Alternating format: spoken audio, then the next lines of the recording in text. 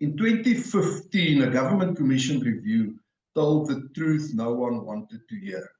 South Africa's firearm crisis isn't the public. It's police corruption, system failure, and a collapse from within.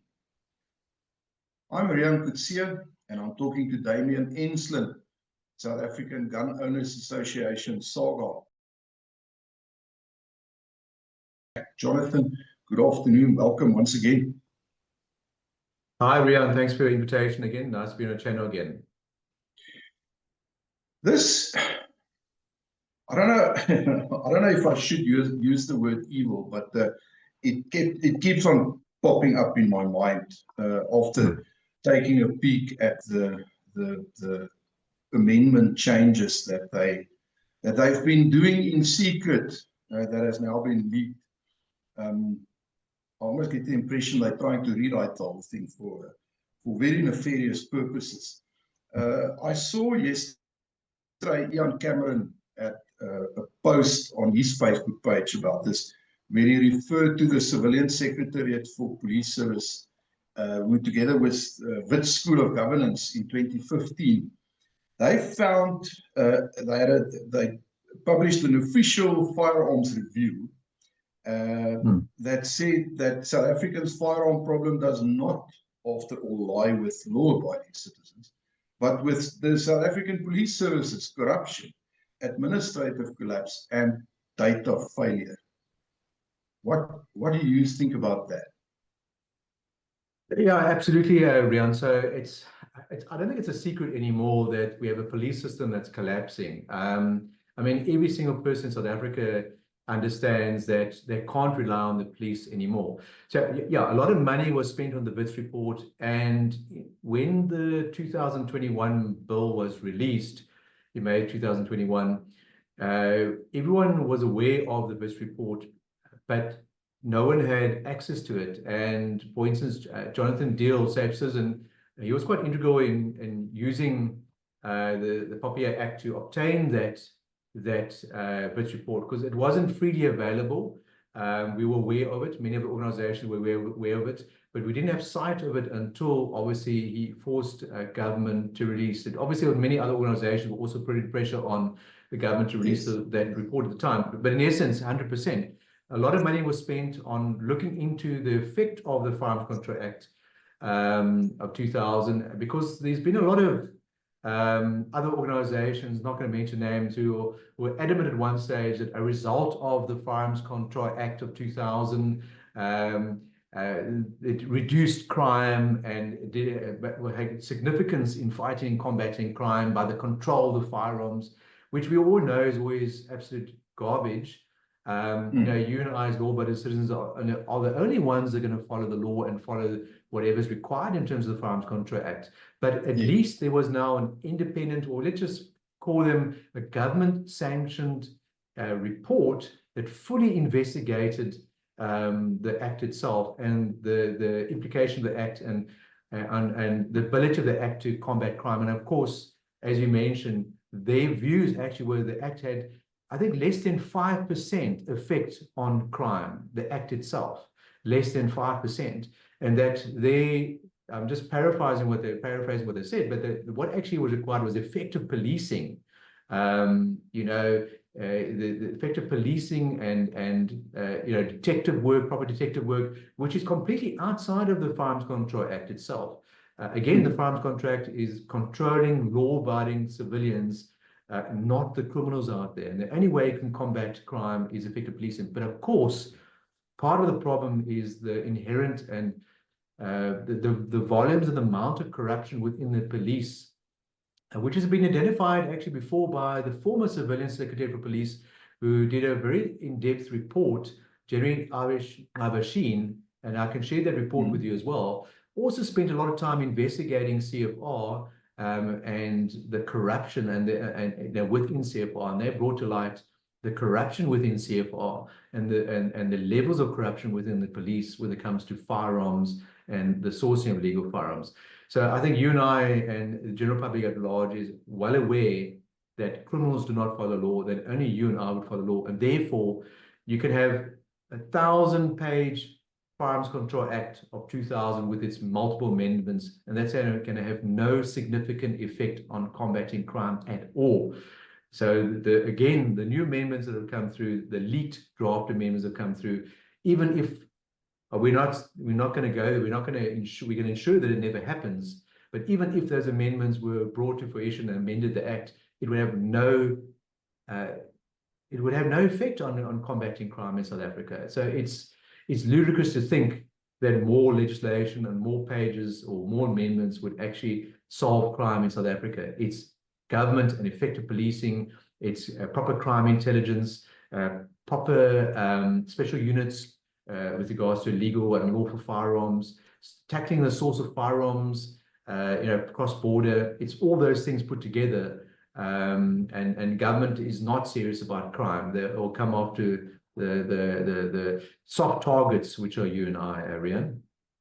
They're coming after the low-hanging fruit. Damian, before we move over to discussing the planned amendments that have now been leaked, I just want to quickly run through the stuff that, again, I repeat, I saw this specifically on Ian Cameron's page yesterday. That Wits report, the Civilian Secretariat for Police Service, and this was in 2015, the report. So it's in essence a government report or a government-backed report. Things like and some of their foundings. The Central Firearms Register was described as technically collapsed. It found no demonstrable correlation between the Firearms Control Act and reductions in violent crime. The report confirmed that SAPS, SANDF, and other state agencies were the largest single sources of illegal firearms leakage, not licensed civilians. It criticized the state's inability to secure its own armories. It condemned the political misuse of statistics and fear-based narratives to justify tighter restrictions. It recommended that government cease the reflexive reliance on legislative amendments as a proxy for enforcement success, and instead focus on discipline, data integrity, and accountability within SAPS. It warned that licensing backlogs and poorly trained designated firearms officers had turned the Firearms Control Act into a bureaucratic punishment for compliance rather than a deterrent to crime. Most importantly, it advised that licensed firearm owners, dealers, sports shooters, and collectors should be treated as partners in public safety, not adversaries. I mean, having said all of that, can you maybe run us through these planned amendments so that the viewers can draw the correlations between this finding back in 2015 and what they are planning for us right now? Well, in actual fact, there's actually, if you think about it, the Bitz Report has little to no effect on the 2021 bill and the 2025 bill now. What I'm saying is the rationality of government is they've taken nothing in that Bitz Report and used it for the two bills that we're discussing. So they almost ignored it. It's an irrational government we're dealing with, that independent body paid for by them has come up with a report, and they failed to actually implement that report, failed to take heed of that report. So what we're having is a 2021 bill and a 2025 bill now, which is completely irrational. So just to answer your question on the leak bill now that we have had sight of, and remember, it's a leak bill, it's not a gazetted bill, and there's no, although we as SAGA has requested the 2025 bill on a number of occasions now, we still haven't physically been formally provided with that bill. But for intents and purposes, we believe that the leak bill is what is the bill that has been worked on at NEDLAC and previously by the Civilian Secretariat of Police. So in essence, just to summarize the leak bill, is they still, there is section 13 in the bill, in the act, but they are making it, when you start looking at the subsection, they're going to make it extremely, if not impossible, for people to apply for firearms for self-defense. You're going to have exceptional circumstances. And what is exceptional circumstances? Who's going to decide what exceptional circumstances are on your situation, my situation, and other people's situation? And then they put things in like how far you are from the police station. I mean, people get murdered and killed, and bodies get buried next to police stations, people in police stations shot and killed. So what effect is that going to have on applying for a self-defense? And also they want to see whether you need a self-defense license for the entirety of its period as well. And the problem is you don't know when you're going to need a self-defense license. It could be today, it could be tomorrow, hopefully never. But because we're living in such a violent, crime-ridden society, the chances of you and I coming across the criminal element is very, very high. The chance of you being hijacked or people breaking into my house is very, very high. In fact, we have had people break into our house before a few years ago. So we've had that situation before. So it's just, again, they on the one hand say, well, yeah, Section 13 is back in, but they're going to make it so difficult. In fact, using their words, they're going to make it exceptionally difficult, I think, for you and I and the average person in the street to apply for a firearm for self-defense. So it's almost like you're not actually having the right or to choose to have a firearm for self-defense because of the way they're going to make it so restrictive and so difficult. That's one element. And then Section 15, restricting the number and types of firearms you can own as occasional sport shooter. And implementing some changes there where they're going to, over time, they have been insisting on people being members of shooting clubs and that, and giving proof of participation. And the numbers of firearms have been reduced by, obviously a self-defense firearm again, but then more particularly, Section 16 is almost the harshest one, in that you're going to be limited as a dedicated sport shooter, dedicated hunter to 6 firearms only, which gets reduced by your Section 15 firearm, which we reduced by other firearms you might own under Section 15, which is absolutely ludicrous. Again, because sport shooters and hunters are involved in different types of sport shooting activities, and you might belong to different organizations where you have different type of firearms for different divisions and disciplines and that. And then Section 17, which previously was deleted in the 2021 bill, had been reintroduced, but again, Section 17, which deals with collectors, they're reducing the number and types of firearms you can own, and in different categories. For instance, the category A collector can have 100 firearms, B 50, C 20, and D 6 firearms. But for those that own semi-automatic rifles or semi-automatic weapons or fully automatic weapons, they want you to deactivate those weapons. So you're destroying a potentially heritage item, and then there are restrictions again in Section 20 on the types of firearms that certain businesses and when they can apply, specifically obviously security companies again in semi-automatic, and also fully automatic firearms as well in certain respects have been restricted. So on the one hand, they're saying you can have a right to self-defense, but they're going to make it so difficult. And again, collectors have been introduced, but again, collectors have heritage firearms. There are big collections out there protecting the heritage resources of South Africa, and they're restricting. And there's no good reason, again, to restrict collectors. And many discussions have been had between the collectors and Civilian Secretariat of Police and government, and everyone agreed collectors are not a problem. Again, with sport shooters, we're not the problem, and hunters, we're not the problem. Again, the Bitz Report says, less than 5% of the entire firearms contract has any effect in crime. And in actual fact, the statistics out there, stats out there show that law-abiding citizens are probably responsible for 0.014%. There's a conviction rate in terms of firearms contract against law-abiding citizens. So less than 1% of us are actually complicit in any criminal activity. And that could be from losing a firearm to pointing of a firearm, all those other type of issues. And we are insignificant when it comes to the crime wave that you and I and South Africans are living through when it comes to what we as law-abiding citizens have to deal with as firearm owners. I mean, if anything says we do not trust our own citizens, then it must certainly be actions like this. I mean, they have a report that they paid for that finds them to be the problem in this equation, which they have completely swept under the rug because, that it hits too close to home. And instead of addressing the problems, they are going for the low-hanging fruit. And the low-hanging fruit are the easy targets in this. And your law-abiding citizens are inevitably your easy targets. So it's easier to come down on them, crack down on them, and then sit back and say, yeah, we're addressing this problem. But meanwhile, criminals can get guns. Criminals get guns easier than a law-abiding citizen can get. Absolutely. Yeah. So it's irrational. So it's irrationality of legislation. So government must be careful, and this is perhaps a warning to government that we as citizens and law-abiding citizens are not going to take this line down at all. The government must be careful that what they're doing is irrational. So 2021 was irrational again based on the 2015 Bitz Report. It was irrational what they're doing. And now to come back again with further irrationality, it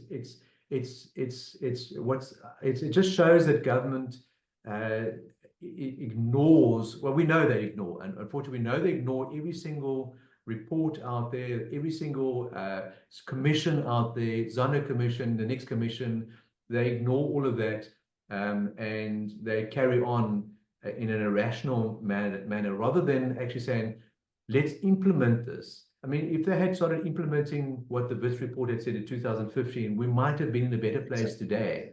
We might have been in a better place today where perhaps they've seriously tackled the police corruption, they seriously upgraded the CFR. I mean, SAGA, the Dealers Association, been asking through many court actions. Martin Hood has gone through many court actions on their behalf, trying to force the police and CFR to introduce a proper electronic system, because when you have an electronic system that everyone has access to, the chances of corruption and fraud occurring in the system where it's open and everyone is aware, within the dealers I'm talking about, is aware of it, it's very difficult for the police or the corrupt police officials to shift guns here and there, and to issue licenses that might be fraudulent. Because if every single firearm is accounted for on a system, that everyone can have access to the system, they can easily say, I'm XYZ dealer, there are 3 firearms on my dealer code that shouldn't be there, or there are 3 firearms that are missing from my dealer code today. We haven't sold those 3 firearms, etc., etc. You know, the ability of monitoring a proper system, electronic system, cuts down corruption. So that's one of the things that could have done 10 years ago. That could have implemented a proper, secure electronic system that everyone has access to and can audit and monitor, but they haven't done that. You know, they could have implemented the special units that tackle the cross-border illegal firearms, special units that dealt with police corruption. None of that has occurred. So it's an irrational government, and they have this misbelief that you and I are the problems, and that we're going to overthrow the government. I'm just saying it out there, you know, what they think we're going to do. 2021, in July 2021, showed that you and I, as law-abiding citizens, the citizens in KZN, were not there to overthrow the government. We were there to protect our neighborhoods and the government, and protect the police, in fact, in many circumstances, from violent crime. So we are not the problem. The problem is actually government is the problem. I think the irrationality of government is the big problem we have in South Africa, and crime. Absolutely. I think the law-abiding citizenry, specifically those who own legal firearms, have shown over and over and over that they are, you know, there are no nefarious intentions. Nefarious intentions in this regard get created by people with agendas so that they can run those agendas. And I think that might be one that they discuss behind closed doors, because they are, for some reason, seemingly running scared of their own citizens. I don't know if it is because in 2021, during those riots, citizens stood up and protected what the police, at the end of the day, could not do. And that is after a police commissioner sat in a parliamentary committee and admitted that they are unable to fulfill their mandate towards these South African citizens.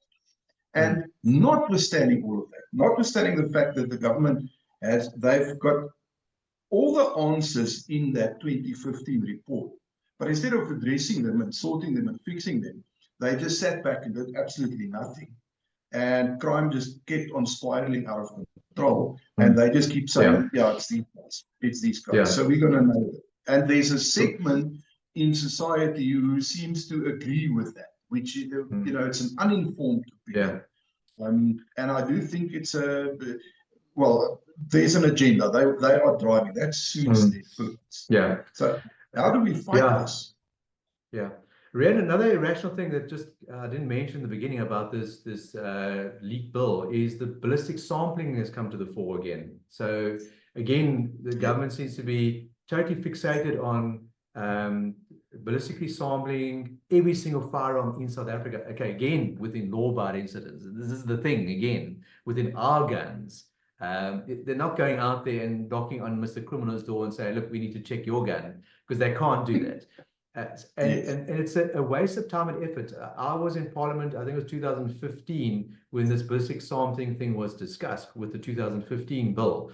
And the Deputy Minister was there, and the National Commissioner was Riaan was there at the time. And the message was sent through is, this is a huge cost to the state. I mean, there was an article recently about our ballistics department of the SAPS unable to ballistically test the firearms that have been used in crimes, you know, that have been used in murders and robberies and that. And now you want to overburden the entire system to go and ballistically sample another 3 million firearms, where the system could hardly handle the amnesty firearms. You may recall when the amnesties came out, 2019, 2020, and they insisted that every single firearm be ballistic tested when you surrendered in terms of the amnesty. So there was another 50, 60, 70,000 firearms that had to be ballistically tested there. How the ballistics departments of SAPS almost completely collapsed and could not handle the volumes and the risk of firearms going missing again. But the other hand is the cost of implementing this system, the cost of ballistically sampling every single firearm. And American states, Maryland being one, tried this many years ago and spent millions of dollars, hundreds of millions of dollars. And at the end of the period, they found that they had not solved one crime and had spent hundreds of millions of dollars in the system, and it was absolutely useless, because even if a gun has been used in a crime, whatever gun it may be, and you can match, and there's a lot of obviously discussion about the bullet, whether it is correct, whether ballistic science is correct. You know, Dr. David Claxon did a whole report, which SAGA partly funded, on this issue of ballistic, you know, the science of ballistics and that.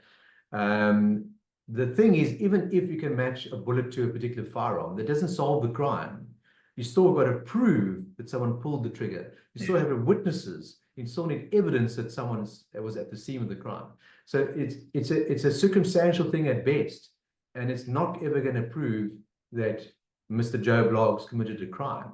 You've got to catch Mr. Joe Bloggs in the act of the crime, or witnesses that place him at the scene of the crime who say he pulled the trigger of that particular firearm. So it's another useless exercise, and again, it's irrational. This has been dealt with before, previously in Parliament, and we thought that the then minister understood that this was a waste of money and time, because how are they going to do this? How do they, you know, what's the point of introducing an amendment that's irrational, number one, goes against previous reports, goes against previous discussions, and is doomed to failure completely, because the government cannot afford it. It's going to overwhelm the whole ballistics units, all the ballistic units of SAPS. And for what purpose? For nothing. And again, you and I, they're going to just deal, you know, hand out firearms in. And then they want every single transaction where you buy and sell a firearm to ballistically sample. So all dealerships' firearms in registered firearm dealerships will have to be ballistically tested as well. It's like, so they can sit back and say, look what we've done. We are busy. But they, you know, busy with absolute hogwash. Because as I understand it, they still have a massive backlog on that testing that you were just talking about. So they're still not up to date with that. Now they want to add another couple of million firearms to that equation, and they're not even able to address the backlog. Nothing about this makes sense. No, it doesn't absolutely make sense at all. It's like people working in a vacuum. It seems like information flow within government from various government departments never ever happens. So that if a new department, whether we accept that department with NEDLAC should have the mandate or not, surely there should have been you know, information flow and discussions and reports being furnished to them. And again, you can't introduce legislation without proper economic reports, engagement with all stakeholders to say, how's this going to work in reality? And again, time, resources, and money. I don't know how much time, resources, and money have been spent on all the meetings that happened with Civilian Secretariat from late 2021 to 2022. All that time, my time, many other people's time, and of course, government's time sitting there. And again, redrafting something again, which is irrational based on nothing. What a waste of money again. Where that could have been spent on a couple of police vans or more police officers, during that time period, or them focusing on, let's form a special task force unit. Let's pick a special unit that deals with cross-border firearms, or crime intelligence or something like that. And it's irrational, completely irrational. And we will just have to keep on battering at it. And I'm not sure the message will ever get through, but we have to get mobilized again, like I said before, where everyone must understand this is an irrational piece of legislation. We need to stand together again. Whether you're a gun owner or not, it's another piece of legislation that fixed the entirety of South Africa. Because even if you choose not to own a firearm, the fact of the matter is we're relying on private security companies to protect ourselves and our neighborhoods. Even if they're coming for your private security companies as well. Yeah, absolutely. And we as law-abiding citizens who choose to own firearms for self-defense purposes are also there to protect you and I and our neighborhoods as well. And if that was a situation where they suddenly took all that away, again, the logic of it is how they're going to deal with that, how they're going to reduce the numbers of firearms, sport shooters and hunters and collectors, and that there's no answer to that as well. So there's a whole lot of irrational clauses and conditions and aspects of this leak bill again, which just doesn't make sense to a logical law-abiding citizen who, and the criminal, it sounds great. If your career is a career criminal, it sounds great. That there's less risk to you and you in your profession. But it's just illogical and irrational again. The thing that bugs me is that, yes, there's an inability to address the real problems, including addressing the crime that has completely spiraled out of control. But there's also, it seems more and more to be an unwillingness to address those. It's just easier to ignore that and let it slide and then focus on nonsense like this to make it look as if they are doing something. And I must be honest with you, Damian, I personally cannot believe that it's just a case of sheer incompetence. Let's just waddle further in incompetence. I do believe there are nefarious reasons there. It suits them to have a population that's this armed. Yes. And the more they feel the pressure of lowering voting numbers, the more they start playing around. So I do think that we'll probably see an increase in this type of nonsense as we go. Yeah. And we really, as the law-abiding firearms community, we really need to stand together like never before. Because we need to fight this. We need to stop this. Yeah, absolutely, yeah.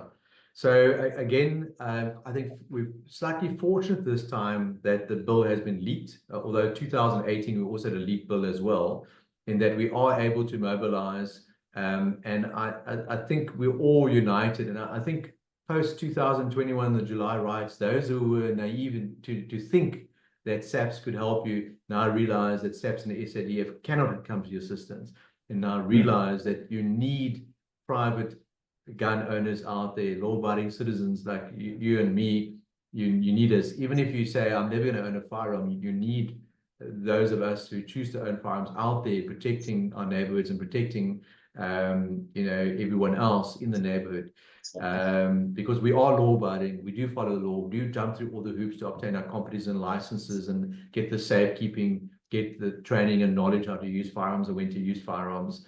But again, I think the general populace out there are not naive as they used to be pre-July 2021. And that, again, this is a mistake on the part of government to introduce this bill again, because it just shows how irrational, illogical, and failure to implement what should have been implemented 10 years ago. And I think this is going to have an effect again on our current ANC government losing again at another election, because I said people are not naive anymore. People see through the garbage. They see that this is just another ploy to control the citizens of South Africa. As soon as the government starts being concerned about its citizens and trying to control its citizens, then you have to be really wary of them and concerned about them. And you look at the history of what has happened in the past when government takes away your right to own. And they might debate about whether it's a right or whether it's a privilege and all this garbage. But the thing is, we do have the right to choose to own firearms, whatever purposes we want to. And we have to protect those rights. We must continue to protect those rights. And we must stand up for our rights, because now's the time. Now is the time to stand up for your rights. And don't go silently into the night.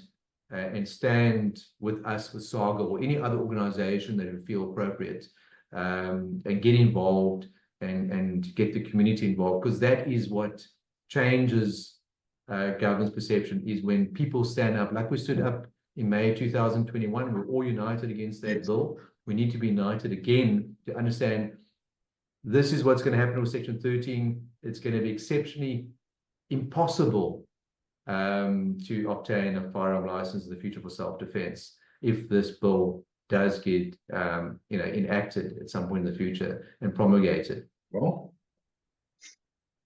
there you have it. You know what to do. Don't just sit back and take this. Get active, do something. We have to fight for this. You've heard for yourselves now, every one of those findings, and those findings are real. It happened. That report is out there. They've just ignored it. They're basically pretending it's not there. So instead of fixing the problems, they're just coming for the law-abiding citizens, because that's the easiest target. Damian, thank you.